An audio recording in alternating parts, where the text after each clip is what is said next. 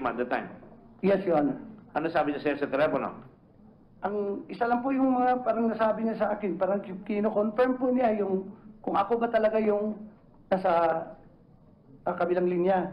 And then, yun nga po, yung sabi niya sa akin, yung ang pinagtataka ko po, na sinabi niya sa akin na she wanted to talk to me confidentiality. Tagalog ba yung pagkasabi sa'yo o English?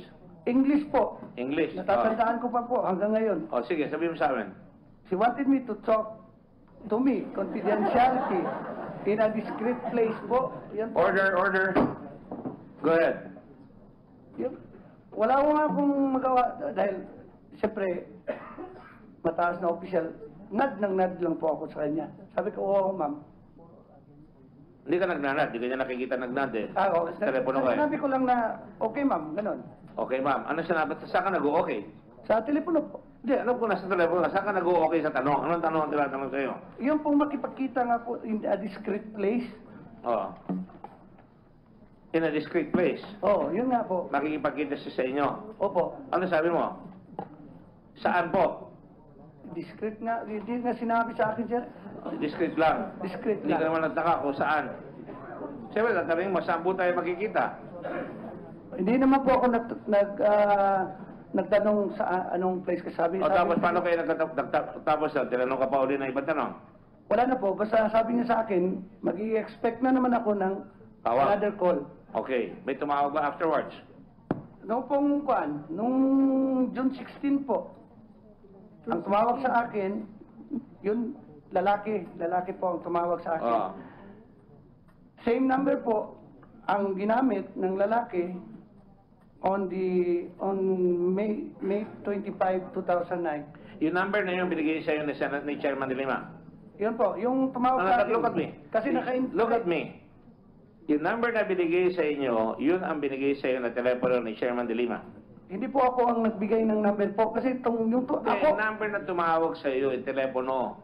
naka-indicate po sa cellphone ko yun. So nilagay mo. Pinapasave sa akin. Sinave mo. Opo. Okay, kaya alam mo. Alam ko po, nung June 16 nga po, 2009, mga around 10 o'clock in the morning, tinawagan po ako ng lalaki na, yun ka po, staff daw siya ni Secretary de Lima, ni Chairperson de Lima. Same number po. Sige, ano sinabi sa iyo? Ang sabi po niya sa akin na Tagalog o English? Tagalog po. Ay, sige. may Tagalog dito. May Tagalog dito. Sabi po niya, i-prepare ko daw po yung sarili ko kasi ang instruction po ni Chairperson de Lima, darating po si Chief PNP. Magbibisita po daw sa Davao. Gusto daw akong kausapin. Tinanong ko po yung caller, ano po ang pangalan niya? Sabi po niya, irrelevant na yun. Ang importante yung inuutos ni Chairperson de Lima. At sinabi niya sa akin, sir, yung Tagalog, alam namin yung kaso mo. Pinagkaisahan ka dyan. Ibabalik ka namin sa serbisyo. Kami na bahala sa seguridad ng pamilya mo at sa lahat ng gastos. Yun po, quote and quote. Walang kapalit. Wala pong kapalit. Walang kapalit. Ano sabi mo? Sinabi ko doon sa tumawag na, sir, baka makukompromiso yung apilar ko nga po. Sabi niya, huwag mo nang alalahanin yung kaso mo, kami nagagawa noon. Bakit mo sinabi makukompromiso? Kasi on appeal nga po, tapos... Hindi. Bakit mo sasabihin makukompromiso mo kung sasabihin niya sa iyo, hindi ka pa sumasagot, kami ang bahala sa kaso mo. Hindi ka ba nagpasalamat? Salamat ka ba? Hindi po. Nag-o-offer sila ng tulong. In other words, kami na ang bahala sa kaso mo. Yan ang pagkaintindi mo. Tama ba yun? Kasi po, ganito po kasi... Yes or no? No, yun. Mali yung sinabi ko. Na ano po? Ba't ka nagnono kung hindi mo naintindihan? Ang sinasabi ko sa iyo, hindi nakakatawa ito ha. Sorry. Tinatanong ko sa inyo, ang conclusion mo ba ay meron silang ino-offer sa iyo, kami ang bahala sa kaso mo? Yun po. Parang meron pong... Meron ino-offer. Opo. Tinanggap mo o hindi? Hindi ko tinanggap. Ang sagot mo, baka makompromiso yung kaso mo. Opo. Bakit? Pag nag-testify ka, ang iniisip mo ba? Kung magte-testify ka, ano mangyayari? Hindi ko sasabihin yung dapat ko tanongin sa'yo. Ano mangyayari pag nag-testify ka kung yun ang hinihingi nila? Yung ba naunaligan mo na pag dumating yung PNP chief, kakausapin ka at may sasabihin ka. Ganun ba yun? Yun nga po. Yun nga po. May sasabihin ka na merong ano? Meron pong kapalit. Ganun. O may kapalit, pero ano nga yung sasabihin mo? Ano yung pinapasabi nila sa'yo kung meron man?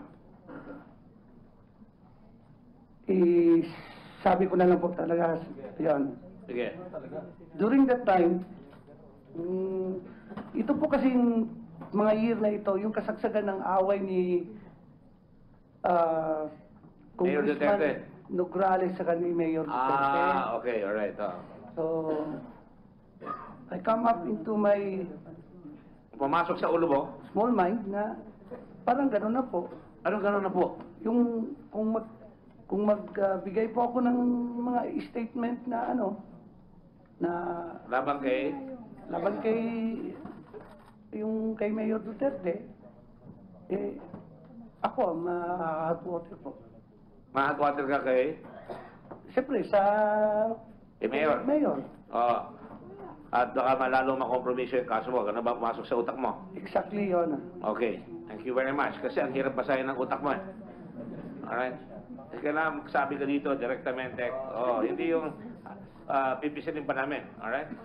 So, ibig sabihin yan, yun ang impression mo lang yun.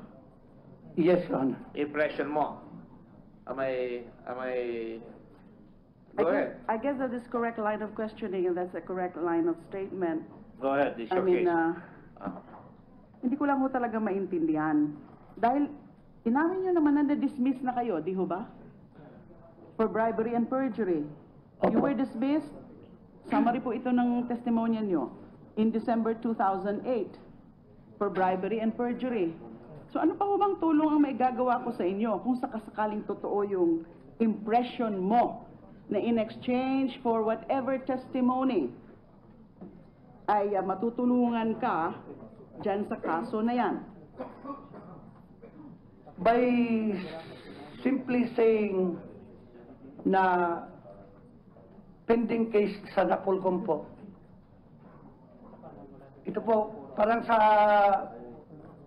isip ko po, parang may malis na po yung... Pero yung pag-testify nyo nga, yung dismissal nyo from the service in December 2008 for bribery and perjury, ano po yung sinatanong kong pending Napolcom administrative case?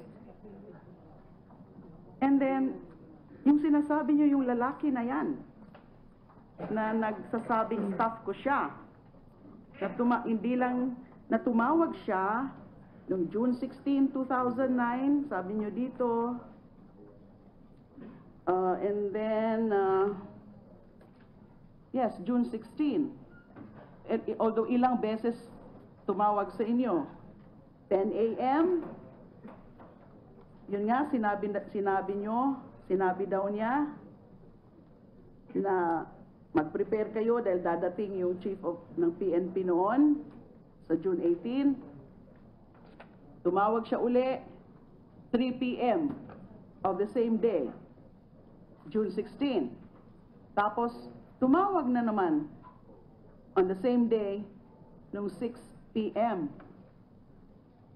Sino po yan? Hindi ko nga po kilala yung nagkiklaim na staff ninyo, Your Honor.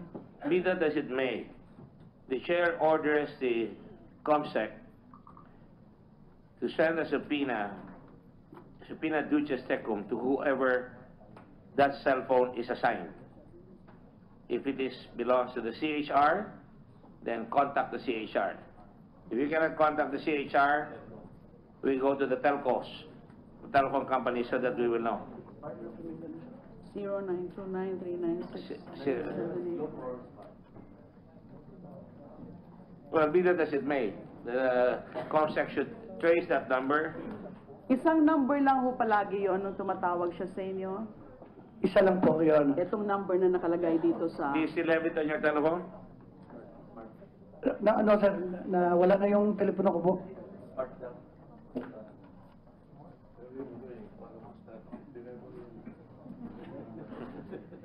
With the permission of Senator De Lima, I'm asking Senator Soto to call the number 0929-396-8781.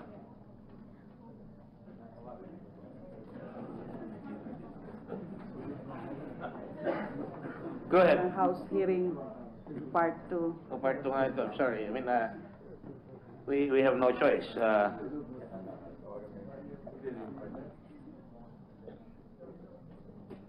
Go ahead. In the meantime, the order has been made to subpoena that telephone number and who owns it. So, pagkatapos mangyari yun, go ahead, Senator De Lima, it's your time. Mr. Chair, with the permission of Senator De Lima, if you're going to subpoena Dulces Tecum, this number and the owner, I suggest that you get his number, yung tinawagan, because the telcos would have a record on June 20 or whatever date, sino tumawag doon sa number mo. Even if you destroy the SIM card, give the number now, and it can be checked by the telcos. Do you have your number at the time? Di ko na ako matandaan yung number ko, Your Honor, 2009, Wala kang record na nagbabayad ka? May prepaid, postpaid? yung scratch lang po, Your Honor. Hindi, scratch, babe. Yung Scratch. prepaid po, prepaid. Prepaid. Sige. Scratch. Ano yung loto? Oo nga. Prepaid. Okay. Bakit niyo po natandaan yung numero nung tumawag sa inyo, pero yung sarili niyong numero hindi niyo natatandaan? Kasi po, after nung nangyari po, papalit-palit na po ako ng cellphone number. Minsan po, hindi na po ako nagdadala ng cellphone.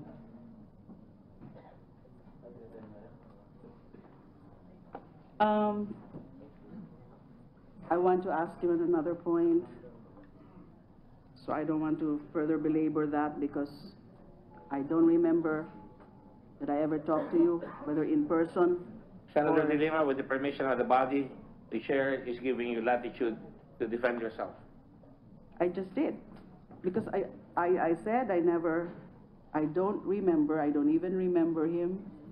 And so I don't remember that Well, I talked it will be to him either in person or through phone. The records will show that And he I- appeared in a hearing that was conducted at Waterfront Hotel on May 22. 22, where you were there. If you were there or if you were not there, the record will show that, and therefore we will know if in fact you were there, and you will find out who are the other personnel of the CHR who were there, because we may be able to narrow the avenues upon which we can find whoever was with you and check him out and maybe may have a confrontation between the two of them. That is the purpose of of my request that we go into the records of the hearing on that day. And beyond that factual claim that allegedly I talked to him in person and via phone, as you said, balik pa rin ho tayo dun si sinasabi niya. Kung talagang kinausap ko po siya, ano yung laman nung sinabi ko? Na nagtatanong lang ako daw nung status nung kanyang kaso. Pero may impression kayo na para bang, ano yung impression niyo po kanina? So ano po ang ibig niyong palabasin? Ano ho ba ang kasalanan ko dyan? Ano ho ba ang mali kong ginawa kung sakasakali? Kung totoo man yan, na kinausap ko po kayo at may kumausap kayo na kung sino man yung lalaki na yan, na staff na yan. Ano po yun? Ano ho bang gusto niyong palabasin dito? Wala ko akong dapat palabasin dito, Your Honor. Wala ko kayong Kaya kasalanan. po. At saka, wala naman ako kayong ginawang masama. Bakit po natin pinag-uusapan yan? Bakit Based, kailangan sabihin nyo ng... ito po, base lang po ito sa mga nangyayari po. Mr. Chairman, with the permission of Senator De Lima, bakit niyo po ba isinama sa inyong affidavit noong 2009 itong portion na ito, itong incidenting ito? Anong relevance nito? Ito ba counter affidavit ninyo? Doon sa kaso noong 2009?